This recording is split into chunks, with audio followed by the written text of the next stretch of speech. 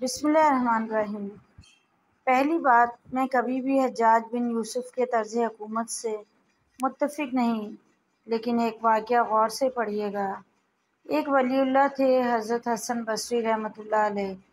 وہ اکثر فرمایا کرتے تھے کہ اگر حجاج بن یوسف کی بخشش ہو گئی تو پیارے نبی صلی اللہ علیہ وآلہ وسلم کا کوئی بھی امتی جہنم میں نہیں جائے گا۔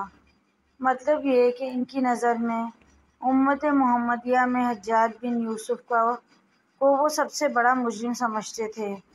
ایک بار کسی عقیدت مند نے آپ کو حجاج کی موت کا واقعہ سنایا تو آپ اس کی تصدیق کے لیے چل پڑے اور حجاج بن یوسف کی ماں سے ملے، جو موت کے وقت حجاج بن یوسف کے پاس تھی۔ تو آپ نے فرمایا، مجھے حجاج بن یوسف کے نزاع کے وقت کی بات سناؤ۔ حجاج بن یوسف کی ماں نے بتایا، میں بیٹے کے پاس تھی، مجھے اندازہ ہوا کہ شاید یہ بچ نہیں پائے گا، تو میں نے اس سے کہا، حجاج، جتنے گناہ اور ظلم و ستم تو نے کیے ہیں، کیا خدا تجھے بخشے گا؟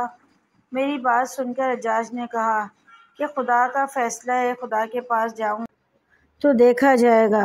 اگر خدا مجھے ایک طرف کھڑا کر دے اور فیصلے کا اختیار آپ کو دے کہ یہ تیرا بیٹا، یہ زمین سے آسمان تک اس کے گناہ فیصلہ کرو، تو اے ماں، تیرا فیصلہ کیا ہوگا؟ اس کی ماں جھٹ سے بولی، حجاج، میں تیری ماں ہوں، تجھے جہنم میں تو نہیں بھیجوں گی۔ حجاج کی آنکھوں سے آنسو جاری ہو گئے اور کہا، ماں، اگر تو مجھے جہنم میں نہیں بھیجے گی تو وہ خدا جو 70 ماؤں سے زیادہ پیار کرتا ہے وہ مجھے جہنم میں کیوں بھیجے گا؟ یہ حجاج کا آخری کلام تھا، اس کے بعد وہ مر گیا۔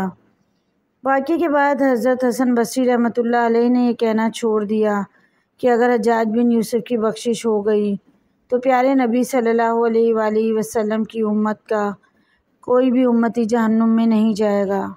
مزید ایسی ویڈیوز کے لیے چینل کو ضرور سبسکرائب کیجیے۔ ویڈیو پسند آئے تو لائک، شیئر، کمنٹ کریں۔